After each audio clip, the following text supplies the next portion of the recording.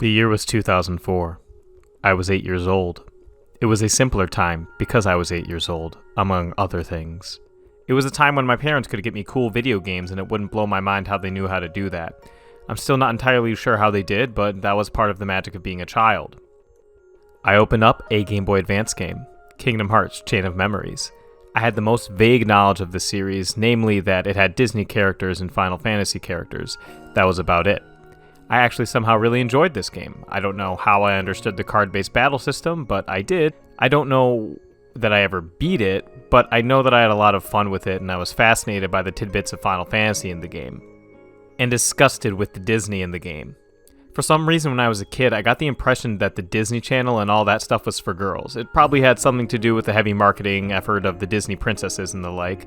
It's not like I never saw the Disney Renaissance films. I think Hercules and Mulan were some of my favorite movies when I was a kid. But it felt so non-serious to an 8-year-old compared to something cool like Final Fantasy. Maybe it was because I took anime a lot more seriously than Western media due to my formative experience with Dragon Ball Z and other shows that I saw when I was young. I couldn't adequately say what it really was that made me feel that way. But I can say what I feel now. Disney hampers the potential of Kingdom Hearts as a narrative and a video game. I know, Kingdom Hearts is notoriously convoluted in its storytelling. I've kept track with every entry except the mobile game, and I'm still confused by certain details since Kingdom Hearts 3 dropped. In fact, I just played through the entire thing in like a week, and I've resigned myself to not understanding certain things because consistency isn't the lifeblood of Kingdom Hearts, it's emotion and particle effects. So anyways, on to losing subscribers. I understand that Kingdom Hearts simply would not be without Disney, but imagine, if you will, a parallel universe where Kingdom Hearts somehow exists and Disney didn't play a part in it and doesn't have its properties and such in the games. I'd like to take a look at the impact that the Disney properties and Disney as a business has on Kingdom Hearts as, one, an overarching narrative, and two, as a video game. The first thing I will say is that I believe that the Disney worlds break up the overarching plot in Kingdom Hearts in a way that slows the pacing to a crawl. Because of the episodic nature of the worlds, each world usually only covers one abridged movie plot or sometimes even just one arc of a movie. It doesn't really leave a lot for the characters to learn from at all. The worlds are mainly just used as some kind of context to why we're going from area to area and beating up the bad guys in that area. There's not really a lot going on there, especially in the earlier games. It's just, hey, go here, here's an arena, fight these bad guys, keep going, see a little cutscene about a movie that came out 20 years ago that you know like the back of your hand, etc., etc. It's very PlayStation 2 level design, which is, I guess, becoming a more and more common phrase. And it's not like there's anything like really wrong with that. I mean, the fun part of the game for me has always been beating up the bad guys and watching like squishy collectible prizes come out. But the point is, it could also just, I mean, from a gameplay perspective, it could just not even be there. You could just have like an arena or something like you do in some of the Hercules worlds in Kingdom Hearts 1 and 2, where you just fight guys and the explanation is, you gotta fight them. So basically, they try to use the Disney plots as an excuse for gameplay, when the gameplay doesn't need an excuse. It's the gameplay. It's a video game. You're playing it. So aside from some gameplay gripes that I have, there's also the problem that Disney characters can't really have any bearing on the plot because most of them are confined to their world and do not bleed out at all. Aside from the part in Kingdom Hearts 1 where there's like the 7 princesses of heart or whatever, none of the Disney characters really leave their own world, unless you count like Mickey, Donald, and Goofy and the extraneous characters that don't have like a specific level you visit. So you get to the end of each world and it's mostly inconsequential. There's nothing really learned by any of the main characters or for the main plot or anything like that. It's just, okay, well, here was a Disney plot and you experienced it and it was kind of fun. And they had cool heartless designs, but the point is, I mean, it's completely inconsequential whatever happens on that world. In particular, when I was playing through Kingdom Hearts 3, I got to the point where I just started skipping cutscenes because I knew if I really wanted to know what was going on, I could just pause the game and read about it in the plot synopsis. But here's the thing. I didn't even care. I skipped a couple of cutscenes, and I'm like, oh, now we're looking for Olaf's body parts, I guess. It didn't bother me at all. I'm like, whatever, I guess this is the peak of gameplay. Another consequence of the Disney worlds that cannot change or really interact with Sora in any meaningful way for the most part is that you get your choice of worlds because they're episodic. And you're like, okay, well, you can do this one, it's level 12, you can do this one, it's level 14.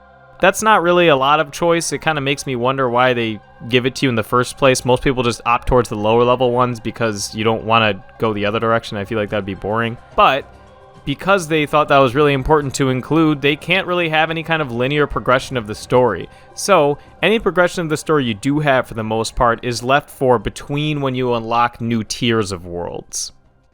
So Kingdom Hearts 1, you basically go through, you do a bunch of Disney worlds, you get like 15 minutes of peeking at Riku before you get to the end game, and then the end game is all this random stuff that has nothing to do with Disney or anything, and you're like, wow, this game actually only had like an hour and a half of plot in a 40-hour game. So, I mean, that's a lot of me complaining, but what's the alternative? Well, the alternative is having every world be relevant to the plot. Imagine if you were playing Final Fantasy VII, and it was just everything in the game was minigames, and then, you know, after you did like a batch of minigames, it was like blah, blah, blah, Shinra, Mako. Mako? I don't know, whatever you want to call it. It just seems to me like Tetsuya Nomura really has a story that he wants to tell, but he's caught up telling it in all these really weird, like, one-off ways. A mobile game that most people don't play, or just a bunch of cutscenes, or making prequels and boppity-boop. What I'm really trying to say here is that if it weren't so strict about following Disney rules and procedures and worlds and plots, I feel like there could be more interesting things done. I feel like if Disney wasn't so protective of their IPs, Sora and gang could actually learn things from the characters that could apply to a larger character arc or something like that. But instead, we just get, you know, normal Sora, and he's dumb as a bucket of rocks. That's kind of what I have to say about Worlds for now, but we're going to circle back around to those later so I can really shake out the last couple of stragglers who are still subscribed to me. I'd like to take a minute to talk about the few Disney characters that they actually did let be a part of the overarching story of Kingdom Hearts. In the first game, it was kind of cute, because it's like, oh my gosh, it's Jiminy Cricket. Oh my gosh, it's Donald Duck. Oh my gosh, it's Gooby. But then after a while, these characters have really, really serious and involved roles with a plot that just, it makes them look like a fish out of water. And, you know, honestly, it's a lot. It's a lot. There are scenes in Kingdom Hearts 3 where Goofy is just saying, like, profound stuff about what's actually going on in the overarching plot. And I couldn't. I had to pause it, take a picture of the screen with Goofy's like subtitles like, nobody's heartless, blah, blah, blah, blah, blah, blah. And I had to send it to my buddy. I'm like, I cannot believe what I am hearing in Goofy's voice right now. And I had to just stop and take a breather before I unpaused. Also worth noting is Donald Duck is the tsundere of the Kingdom Hearts franchise. That should not sit well with you. And it just goes to show that the way they're using these well-established Disney characters feels very strange, and, you know, they, like, why couldn't they just be other characters, you know? I mean, again, I realize that the whole point of Kingdom Hearts was it was supposed to be a crossover between Final Fantasy and Disney, but come on. These characters have histories, and suddenly we've got Mickey Mouse is going around being, like, same thing as Goofy, like, haha, darkness, nobody's, ha. So he's got this, like, serious conflict that Mickey Mouse has been fighting all these years. You put him in this little black coat, and he looks so serious, but it's freaking Mickey Mouse, and the way he talks is, oh my god. It is so surreal at the end of Kingdom Hearts 3 to have Mickey Mouse be told not to use time magic by Riku because he'll need to save his strength for later. Does Mickey Mouse have a canon power level? How old is he if he knew Aqua and the others? Is he the same Mickey from the Steamboat Willie world in Kingdom Hearts 2? What is going on in this game? So in all seriousness, Donald, Goofy, Jiminy Cricket, and Mickey Mouse, among others like Yensid, have become core characters to this extremely weird franchise. What is going on here? This is like professionals wrote this. Basically, what I'm trying to say is it's weird that characters that we know so well that are from such historically silly media are now part of this like extremely serious trying to be emotional plot that's been going on since 2002 or whatever, almost 20 years, and trying to separate them from Mickey's Twice Upon a Christmas or whatever is the strangest experience. So anyways, I gotta take a deep breath after that one. I'm all wound up now from thinking about Mickey Mouse telling me about darkness and souls and heart. Okay, circle back around. We gotta talk about the worlds and the way that Disney kind of put a chokehold on Tetsuya Nomura in Kingdom Hearts 3. So in Kingdom Hearts 3, we see two very valuable Disney IPs being involved in Tangled and Frozen's world. Tangled has the kingdom of, well, you know, I'll just leave it up on screen. And then there's Arendelle / however you want to pronounce it from Frozen. Here's the problem. Obviously, Frozen is a very important IP to Disney. It makes them a lot of money. They like to sell like 3 different Elsa costumes from each movie. That's their prerogative. But here's the thing. Because these properties are so valuable, they don't want anything messing with them, including any kind of thing in Kingdom Hearts that might change the message or present a new message or just anything that like touches it at all, really. I mean, Disney doesn't like to mix their peas with their porridge. So basically, the way these two worlds in particular play out in Kingdom Hearts 3 is it's just the events of the movie, and Sora, Donald, and Goofy are there in that order because that's always the order. And it's just the normal events. You know, they might be introduced to the characters, but for those two worlds, it's mostly just your main cast in the background while the cast from that world does exactly what happens in the movies. So before I kind of griped about the Disney characters have no bearing on the overarching plot, but here the Disney characters they barely even interact with the characters in any meaningful way at all. At least in Olympia, Hercules can give Sora some sort of advice that's meaningful in the moment, even if it's basically never brought up again. Or maybe it is. Honestly, I barely remember because this game was such a wild ride. The problem with the way that these worlds are presented is having Sora and company in the background while the player is just subjected to a watered down and or abridged version of the movie plot is one of the worst ways to use that world. But the issue lies in that the story is completely wasted here. People who have seen the movie will be very bored by what's going on. People who haven't seen the movie will be a little confused because there's so little of it actually left there. So really, the question becomes, who is this for? People who have seen the movie and people who haven't seen the movie, that's the entire population of the world, and it doesn't seem to be for either of them.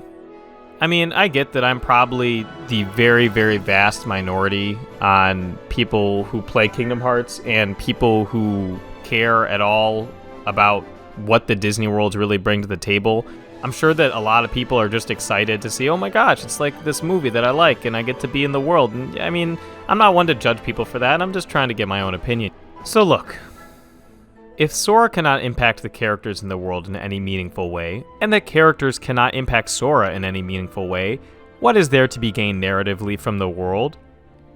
You could argue that Sora could learn something from watching the characters and having their character arcs, and maybe he goes through something similar internally, but he doesn't.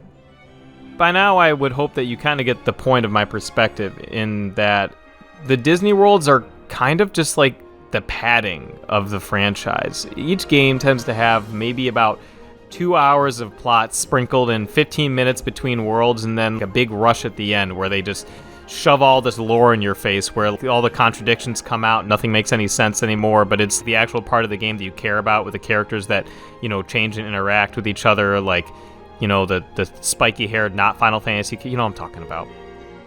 The point is, why?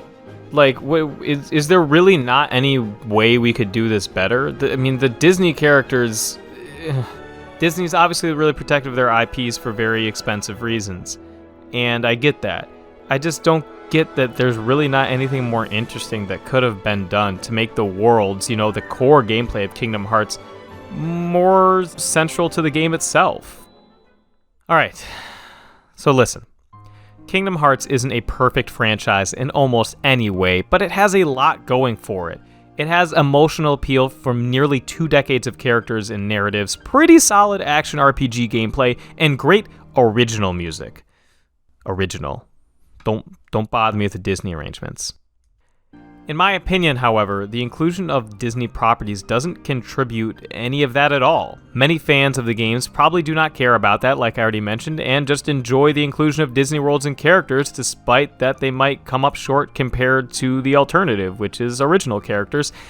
And that's totally fine. There's no denying that the Kingdom of Corona and Arendelle are pretty worlds with distinct feels. I'm not going to sit here and tell anybody that they shouldn't enjoy using Rapunzel as a grappling hook or Mike Wazowski as a bowling ball. That would be dumb. But what I can say is that the charms of those things are lost on somebody like me. And when that's stripped away, it really makes it feel like the Disney content in Kingdom Hearts just stands to hinder the overall story and pacing of the games. I know I would love to see a game like Kingdom Hearts that has more of its own identity. And hopefully someday Nomura will finally get to make VRM Rex or whatever he's got planned next. And then I'll play that and I'll find something else that I don't like about it.